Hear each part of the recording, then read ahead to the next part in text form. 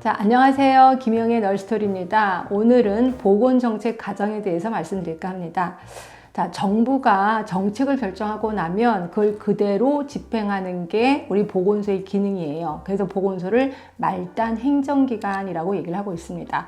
그런데 3년 전에 지역보건법이 전면 개정되면서 보건소의 기능에 기획 기능이 추가가 됩니다. 결국 보건소에서 보건소 자체 내에서 기획도 하라는 거죠. 그래서 보건정책 과정이 조금 부각되지 않을까 싶어서 오늘은 그 부분에 대해서 말씀을 드릴까 합니다. 보건정책 과정은 크게 4단계로 이루어질 수 있는데요. 하나가 정책 의제 형성 과정, 그 다음에 정책 결정, 그 다음에 정책 집행, 그 다음에 정책 평가.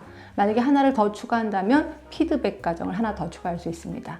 이 단계에서 가장 중요한 게 정책 의제 형성 과정 또는 정책 의제 설정 과정이 되게 중요한데요.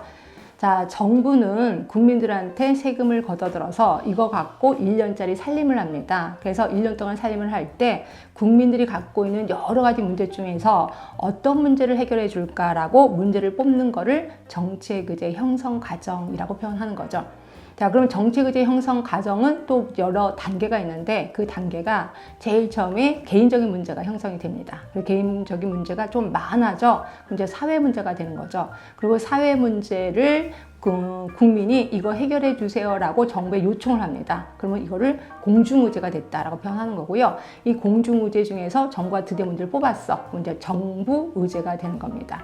예를 들어서 설명을 드릴게요. 이제 한두 사람이 자살을 해. 그러면 사람들이 그냥 속상한 일이 있어서 자살하나 보다라고 보게 됩니다. 이게 이제 개인 문제가 형성이 되는 거죠. 그러다가 사람들이 조금 더 많이 자살을 해. 그럼 이제 사람들이 3, 4, 5 모여서 수다를 부립니다. 세상에 요번에 뒷집에 있는 철이가 죽었다면서, 그리고 또 요번에 어떤 연예인이 죽었는데 그걸 또 따라 죽었다면서, 큰일이야, 큰일. 이러면서 막 쑥덕쑥덕 수다를 부려요. 그거를 우리는 이슈화라고 표현하는 거고요. 이 이슈화 과정을 거쳐서 이 문제는 사회 문제가 되는 겁니다. 자, 그리고 나서 이게 사회적인 이슈화가 또 일어나요. 사회적인 이슈화는 뭐냐면 이거를 주제로 영화를 만드는 거예요. 도가니 같은 영화를 촬영하게 됩니다. 그러면 이렇게 영화를 찍는 거 또는 공청회를 여는 거를 우리 사회적인 이슈화라고 표현하는 거고요. 이러한 사회적인 이슈화를 통해서 이 문제가 공중의제가 되는 겁니다. 그럼 이 공중의제 중에서 정부가 선택하면 이거는 이제 정부의제가 되는 거죠. 자, 그런데 콥이라는 사람이 이러한 과정을 다시 3단계로 나눕니다. 자, 조금 전에 제가 말씀드렸던 개인 문제, 그리고 이게 사회 문제, 공중의제, 그 다음에 정부의제, 이 단계를 거치는 거를 외부 주도형이라고 표현했고요. 이런 것들은 대부분 선진국에서 많이 일어납니다.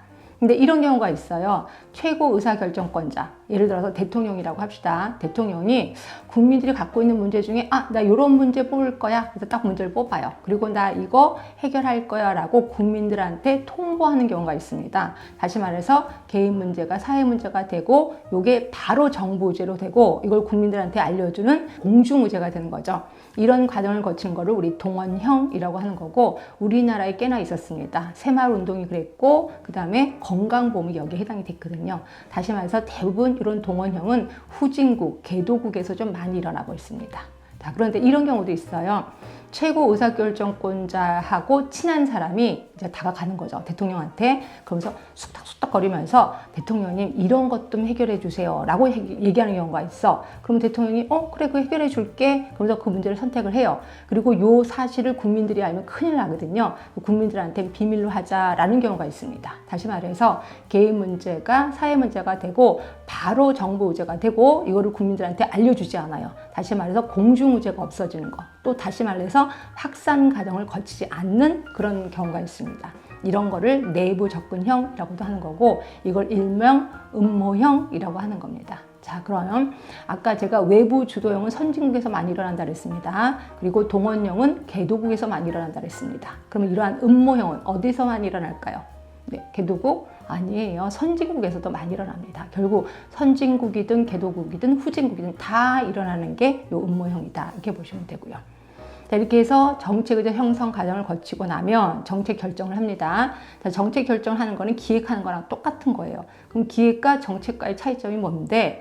자, 대부분 정치가가 기획을 해. 그럼 이걸 우리 정책이라고 하는 거예요. 아, 그렇구나. 일반 사람이 기획하는 건 기획이야. 그런데 정치가가 기획을 해. 그럼 이걸 정책이라고 하는 거죠. 결국 정책이나 기획이나 과정은 똑같다는 거죠. 자, 우리 기획 과정, 정책 과정, 이것 좀 기억해 주셔야 돼. 자, 제일 처음이 문제인지. 그리고 목표를 설정합니다. 그리고 목표를 달성하기 위해서 상황을 분석하게 되는 거죠. 그리고 나면 여러 가지 대안을 설정하게 되는 거고요. 그 설정된 대안 중에서 최고의 대안을 선택해. 그리고 그걸 그대로 집행하는 과정. 요걸 우리 기획 과정 또는 정책 과정이라고 표현하는 거고요. 자, 그리고 나면 그 다음에 집행을 하고 그 다음에 기획을 하는 겁니다. 자, 지금까지 보건정책 과정에 대해서 설명을 드렸고요. 이 중에서 가장 중요한 거는 제일 처음 단계인 정책 형성 과정, 정책 의제 형성 과정이 제일 중요하다고 표현을 했습니다.